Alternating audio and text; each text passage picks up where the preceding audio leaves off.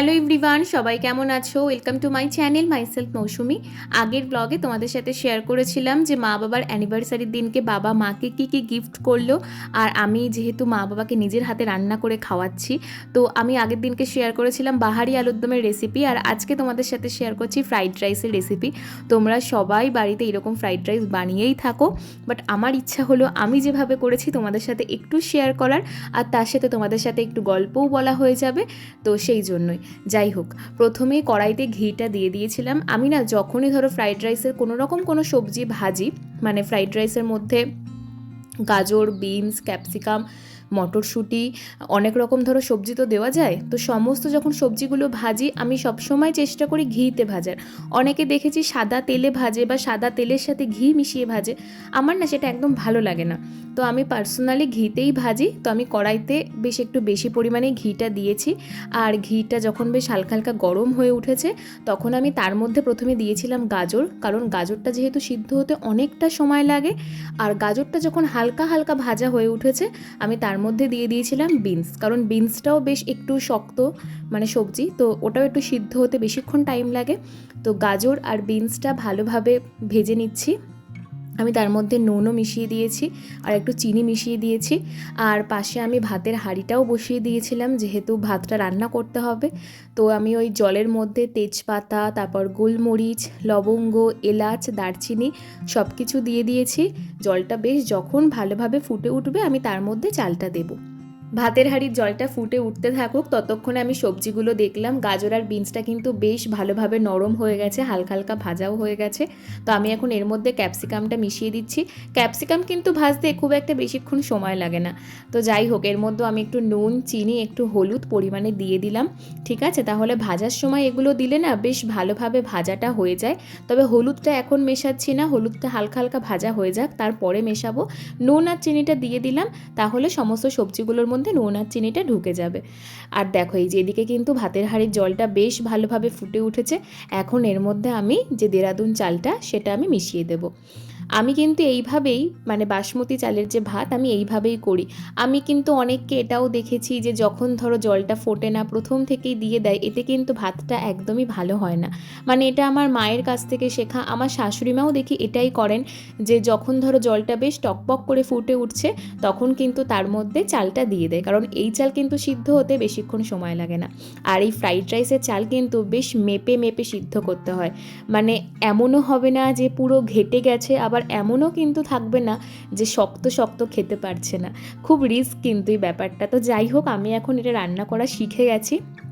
আর দেখো, এদিকে কিন্তু গাজর, বিনস, ক্যাপসিকাম সব সবজিগুলো হালকা হালকা ভাজা হয়ে গেছে। এখন আমি এর মধ্যে সবশেষে মটরশুঁটিটা মিশিয়ে দিলাম। তো এই মটরশুঁটি দিয়ে হালকা করে সমস্ত কিছুর সাথে মিশিয়ে সবটা ভেজে তারপরে তুলে নেব। সমস্ত সবজিগুলো ভালোভাবে ভাজা হয়ে গেছে, এখন সবজিগুলো তুলে নিয়েছি। এখন ওই ঘিয়ের মধ্যেই আমি কাজু বাদাম আর কিশমিশটাও হালকা লাল লাল করে ভেজে নিচ্ছি। দেখো, কিশমিশ, কাজু বাদাম ভাজা, সমস্ত সবজি ভাজা, আর তার সাথে কিন্তু ভাতটাও উবুর দিয়ে একদম পুরো রেডি করে রেখে দিয়েছি।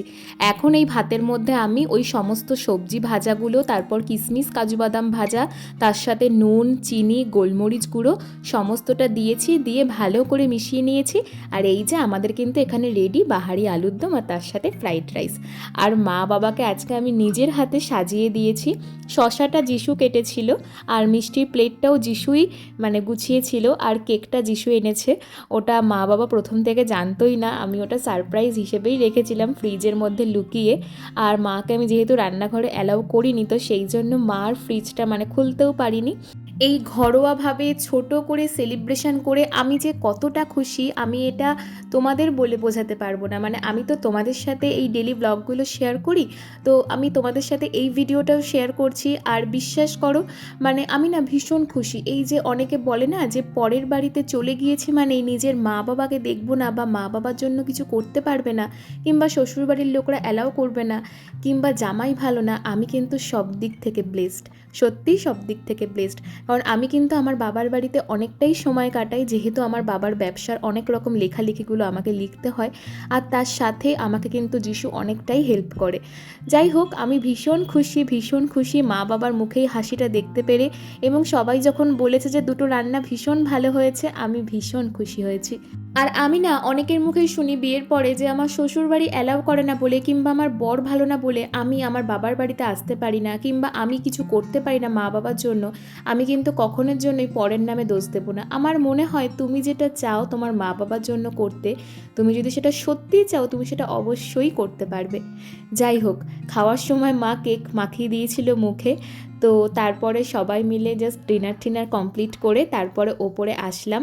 তো এসে তারপরে ভালো করে কেকটা মুছে নিলাম, কারণ এমনিতেই আমার মুখে একটু পিম্পলসের প্রবলেম আছে, আর তোমরা তো জানো কেকে কী পরিমাণ ক্রিম থাকে।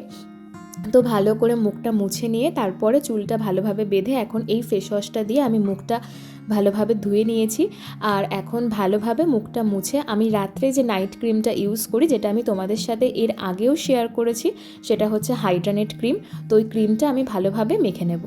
নাইট ক্রিমটা ইউজ করার আগে অতি অবশ্যই আমাকে আমার ড্রেসটা চেঞ্জ করতে হবে, কারণ আমি সেই সন্ধ্যের থেকে রান্না করছিলাম। আর আমার না একটা ভীষণ ব্যাড হ্যাবিট আছে, আমাদের রান্নাঘরে কিন্তু অনেক রকম কাপড় রাখা আছে হাত মোছার জন্য, কিন্তু আমি যতবার হাত ধুই আমার অভ্যাসটা হচ্ছে আমার জামাতেই আমাকে হাত মুছতে হবে। আর এরকম একটা জিনিস তোমাদের সাথে শেয়ার করছি, হয়তো না করলেও পারতাম, কিন্তু কি হয়েছে বলো, তোমরা তো আমার নিজের লোকে, কারণ তোমাদের সাথে আমি আমার ডেলি ব্লগগুলো শেয়ার করছি, আমার ফ্যামিলির অনেক মানুষের সাথে কথাবার্তা অনেক কিছু সবটাই শেয়ার করছি। সেখানে এমন একটা কথা শেয়ার করতে নিশ্চয়ই কোনো রকম কোনো দ্বিধাবোধ করা উচিত নয়। তো যাই হোক, ড্রেসটা চেঞ্জ করে নিয়েছি, এখন আমি ভালো করে হাইড্রানেট ক্রিমটা ইউজ করে নেব।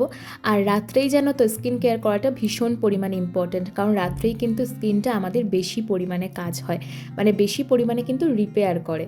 যাই হোক, এরপরে আমি ইউজ করব হচ্ছে হিমালয়ান লিপ বাম। এই যে এখন হালকা হালকা শীতটা চলে যাচ্ছে না, এই সময় না আমার ঠোঁটটা ভীষণ পরিমাণে ফেটে যায়, আবার যখন ধরো শীতটা পড়ছে সেই সময়ও। তো আমি সারা বছর ওই জন্য লিপ বামটা ইউজ করি। তো যাই হোক, আজকের ভিডিওটা এখানেই শেষ করছি। ভিডিওটা ভালো লাগলে লাইক, কমেন্ট, শেয়ার আর সাবস্ক্রাইব করে দিও। সবাই ভালো থেকো, সুস্থ থেকো, দেখা হচ্ছে আরও একটা কোনো নতুন ভিডিওতে। টাটা।